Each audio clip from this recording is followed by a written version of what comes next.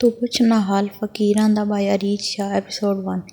आखिर वो पेरिस की सरजमीन पर कदम रख चुकी थी। उसकी खुशी को कोई इंतहा नहीं थी। यहाँ आकर वो आज़ाद हो चुकी थी। यहाँ ना ताई अम्मी का डर था और ना ही बाबा की कोई परेशानी।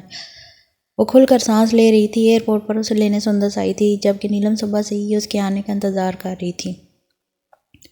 हजरा खाला के पास 2 ही बेटियां थी और पूरे ख़ानदान में बस यही 2 लड़कियां थी जो इसे पसंद करती थी और जिनके साथ इसकी बहुत बनती थी। वरना ताई अम्मी के बेटों को ना वो खुद मुँह लगाना पसंद करती थी और ना ही वैसे सीधे मुँह बात करती थी। इसके आने की खुशी में घर पर काफ़ी इंतजामात भी कर रखे थे।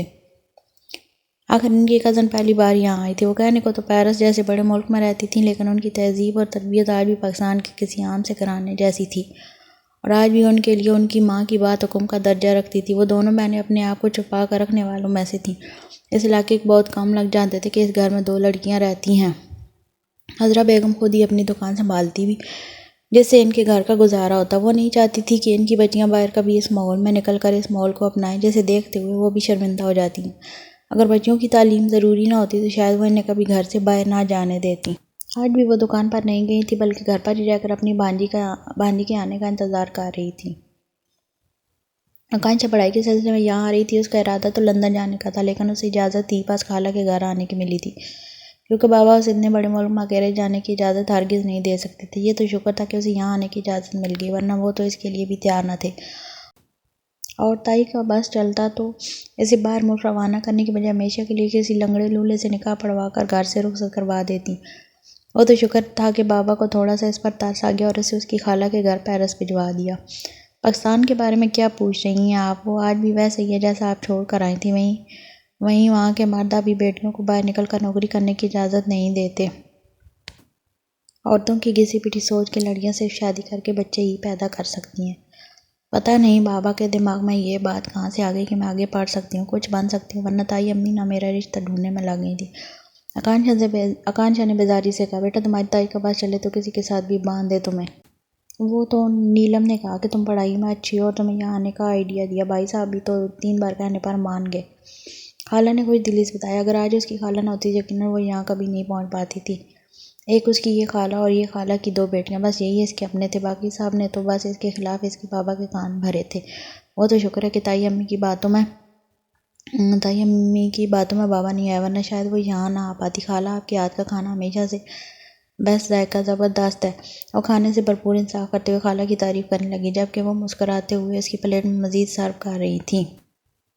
अभी वो लोग खाने पर ही मसरूफ़ थी जब कोई दाखिल हुआ। आकांक्षा ने नज़र उठाकर सामने दरवाजे की तरफ देखा और फिर परेशानी से खाला को देखने लगी। आखिर ये कौन आ गया था? इसके मुताबिक ना तो खाला के घर तो सिर्फ खाला और इनकी 2 बेटियां ही रहती थीं।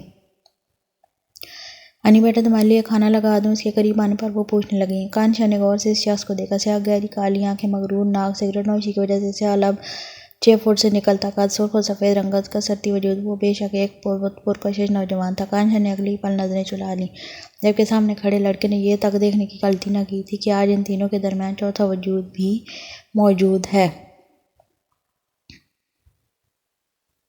सीढ़ियाँ चढ़ते हुए ज़रा सा आखिरी सीढ़ी पर रुका। नो आंटी थैंक्स, जब मुझे ज़रूरत होगी मैं खुद ले लूँगा, आप टेंशन ना लें।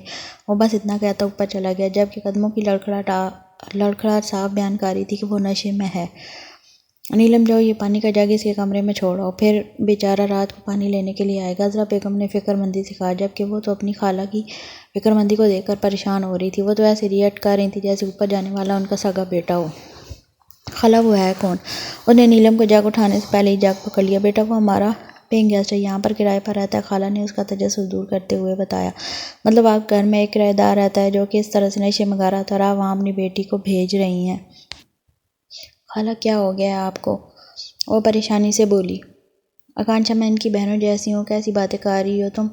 लो मैं पानी छोड़ के आती हूँ। नीलम ने जग उठाते हुए कहा। भाइयों जैसा मुझे तो शक्ल से ही गुंडा लग रहा है। आपने उसे यहाँ रखा क्यों है? एक तो आप 3 औरतें यहाँ अकेली रहती हैं, खुदा न खासा कोई और हुआ तो आप कैसे बिना जाने पहचाने किसी को भी रख लेती? खाला को खासा परेशान हो चुकी थी।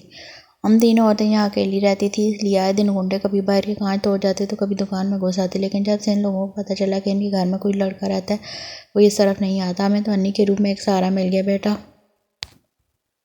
बस सिर्फ रात को ही यहाँ आता है। सारा दिन वो क्या करता है, कहाँ जाता है, कोई नहीं जानता। बस रात को पूरे 10 बजे यहाँ वापस जाकर सीधा अपने कमरे में चला जाता है। अगर ज़रूरत महसूस हो तो खाना खा लेता है, वरना रात को जब भूख लगती है खुद ही खाना बना भी लेता है। कभी मुझे तकलीफ़ नहीं दी और किराया भी वक्त पर देता है। वो पिछले 11 माह से यहाँ रह रहा है। नीलम और सुंदर दोनों से भाई कहती हैं और वो भी अपनी बहन मानता है। कभी हंसता बोलता मुस्कुराता नहीं है, लेकिन बहुत कुछ है जो सबसे छुपाए हुए सिर्फ अपने सीने में दबा कर बैठा है। ऐसे लगता है जैसे बहुत दर्द सह कर आया हो।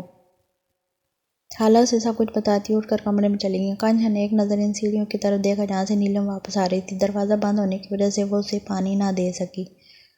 क्या हुआ, उसने इशारे से नीलम से पूछा। शायद वो आते ही सो गए। नीलम मुस्कुराते हुए उसे बताकर किचन में चली गई। सो नहीं गया होगा, नशे में धुत होकर बेहोश हो गया होगा ऊपर जाकर। कांचा मजाक उड़ाते हुए इसके पीछे आई।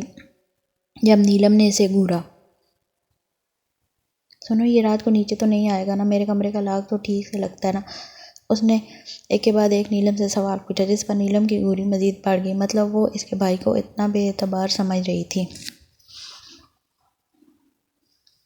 अरे यार घूरो तो मत, वो नशे में, और नशे में इंसान को होश नहीं होता। वो तो शक्ल से ही गुंडा लगता है। वो परेशानी से भागते हुए इसके पीछे कमरे में आई। जबकि एक बार फिर से एक पैर बाहर रखते हुए सीढ़ियों की तरफ झांक कर देखा। वहाँ कोई नहीं था, सिर्फ अंधेरा था। अगर आपको मेरी वीडियो अच्छी लगी है तो लाइक, शेयर और सब्सक्राइब ज़रूर कीजिएगा। मिलते हैं नेक्स्ट वीडियो में, तब तक के लिए अल्लाह हाफिज़।